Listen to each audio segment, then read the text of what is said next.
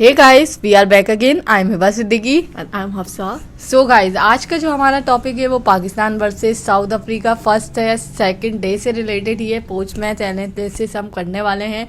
तो आज जो मेन पॉइंट था पूरे मैच का वो फवाद आलम की परफॉर्मेंस थी, आउटस्टैंडिंग परफॉर्मेंस।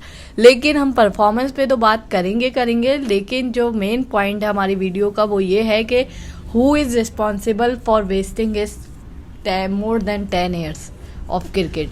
तो हफ्सा क्या लगता है, क्या कहने चाहेंगी? दुख भी हो रहा था ये सेंचुरी देखते हुए, मतलब कि कितना अच्छा टैलेंट वेस्ट कर दिया गया। 2009 में उनका डेब्यू हुआ था और उसके बाद 10 years का गैप, मतलब डिस्कस्टिंग दैट्स। आप क्या कहना चाहेंगी? हिबा, ये हमारे सिस्टम का पता चलता है कि हमारे सिस्टम में ये क्या हो रहा है हमारे क्रिकेट में। हमारे, और मैं तो ये कहूँगी सिर्फ ये हमारे इस क्रिकेट के उसमें नहीं, हर जगह यही हो रहा है।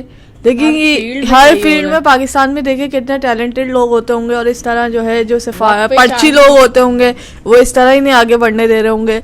अब ये देखें फवाद आलम ने कितनी स्ट्रगल की है, इवन के परफॉर्मेंस के बावजूद उनको जो है चांस नहीं दिया गया।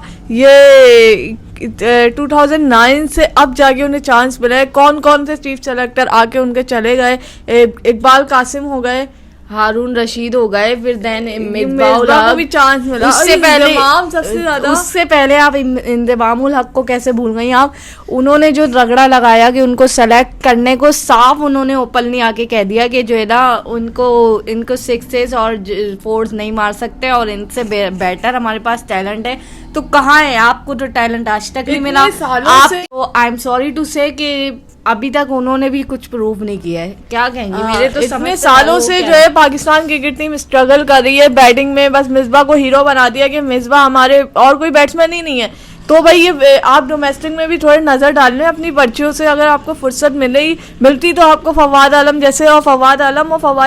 जैसे लोग नज़र आते कि कितना टैलेंट हमारे साथ ये जो है मौजूद है। और नुमान अली के साथ भी यही हुआ है। उनको देखें कितनी एज बनेंगे, ताबिश खान के साथ 600, मतलब इनकी कोई अकाउंटेबिलिटी नहीं है। ये जो एक्स प्लेयर्स हैं ये इनको इतनी अथॉरिटी, अपनी विनिंग मूवमेंट 1992 के वर्ल्ड कप के विनिंग मूवमेंट से ही नहीं निकल पा रहे। आप किसी और को जगह देंगे तो स्टार बनेगा ना कोई। आप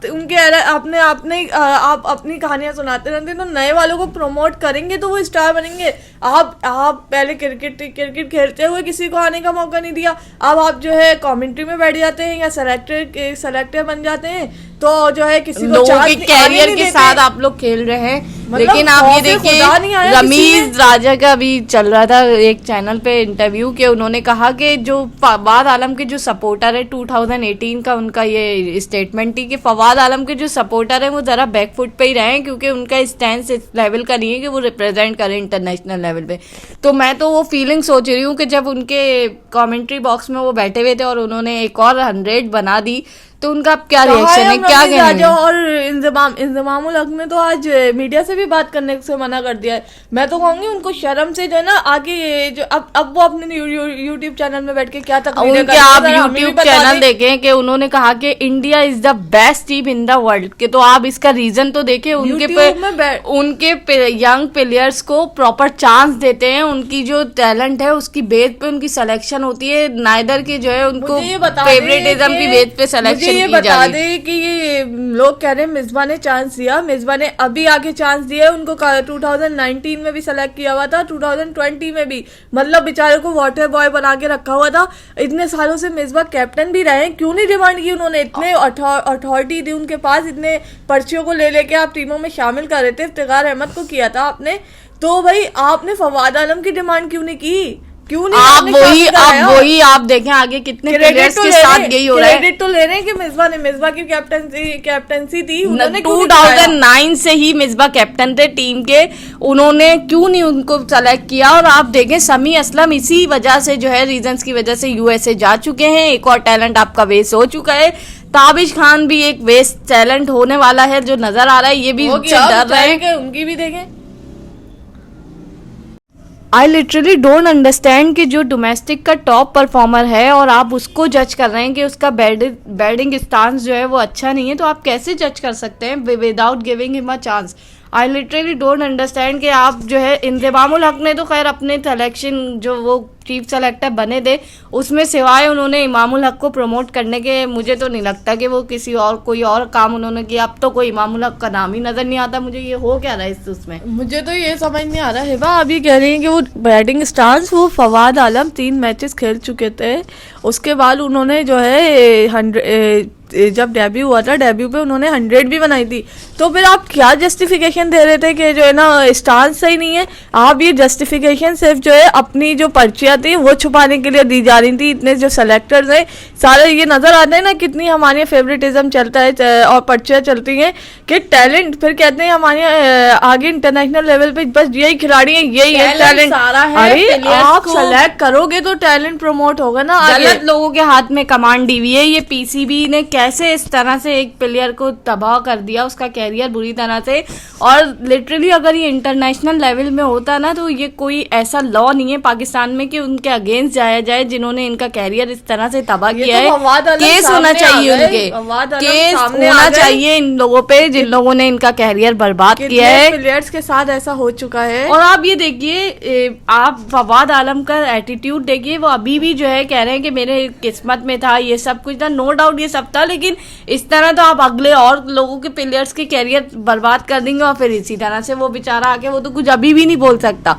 मेरे नहीं समझ आ रहा कि आप इनके YouTube चैनल अगर आप इंतजामुल हक का देखें तो वो बैठ के सिर्फ इंडिया को जो है उनको अप्रिशिएट किए जा रहे हैं, परफॉर्मेंस पे अपने किस्से सुनाए जा रहे हैं। पास के वर्ल्ड कप 1992 से ही नहीं निकल पा रहे अभी तक हमारे प्लेयर्स। तो कमेंट्री में भी ये अपने किस्से सुना रहे होते हैं। भाई सही है, no doubt they are a very great players, लेकिन भाई औरों को चांस दे दें आप जो आ गए उनको तो अप्रिशिएट करें, उनको प्रमोट करें। आपसे निकाला है, हमें पता है आपने बहुत कुछ किया होगा। आप मुझे बताइए, मैं किसी की डिसरिस्पेक्ट नहीं कर रही यहाँ पे, लेकिन आप ये बताइए वसीम अकरम ने इंडिया में आईपीएल में जाके इतने उनको प्लेयर्स दिए उनकी नेशनल टीम के लिए, पाकिस्तान में उन्होंने किस प्लेयर को वो किया मुझे बताइए। वो एक कैंप लग जाता है तो अपने गेस्ट अपीयरेंस दे देते हैं आगे, जब तक उनको कोई पोस्ट नहीं दी जाएगी वो भी आगे नहीं करेंगे।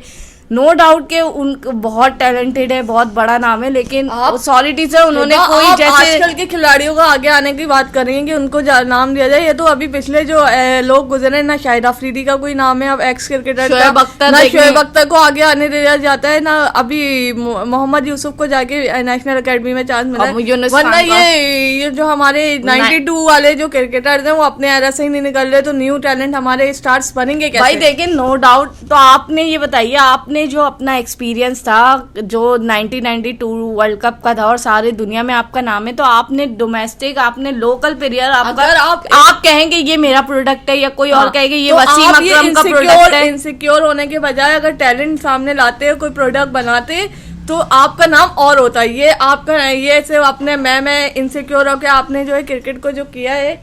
आप ये बताइए कि जैसे राहुल द्रविड़ और सौरभ गंगोली, और ये चलें सौरभ गंगोली की तो बहुत बड़ी वो है, लेकिन इन लोगों ने जाके ग्रास रूट लेवल पे काम किया। ये हम अपनी हर वीडियोस पे बोलते हैं जो कंपैरिजन किया जाता है। तो इनका बताइए कि कोई कहे कि ये रमीज आजा का प्रोडक्ट है, ये मोहम्मद वसीम अकरम का है, ये इंतजामुल हक का बैटिंग वो है।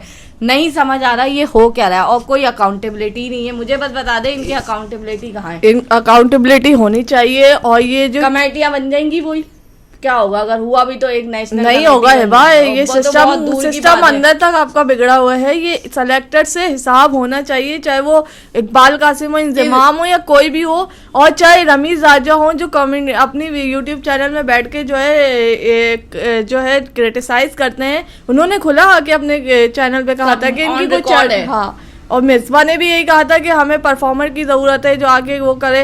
उन्होंने भी जब चीफ सेलेक्टर थे, मैं यहाँ पे एक रिकॉर्ड बता दूं, फवाद आलम का जो फर्स्ट क्लास रिकॉर्ड है वो विराट कोहली और रोहित शर्मा से बहुत ज़्यादा बेटर है। तो मेरे ये तो शेमफुल और एम्बैरेसिंग बात है पाकिस्तान क्रिकेट के लिए। तो आई थिंक एनालाइज काफ़ी अच्छा कर दिया हमने, और आप लोग अपने व्यूज़ शेयर कीजिए। और हमारा मकसद किसी की डिसरिस्पेक्ट करना नहीं था, ये सिर्फ फैक्ट्स पे हमने बात की है। Thank you so much.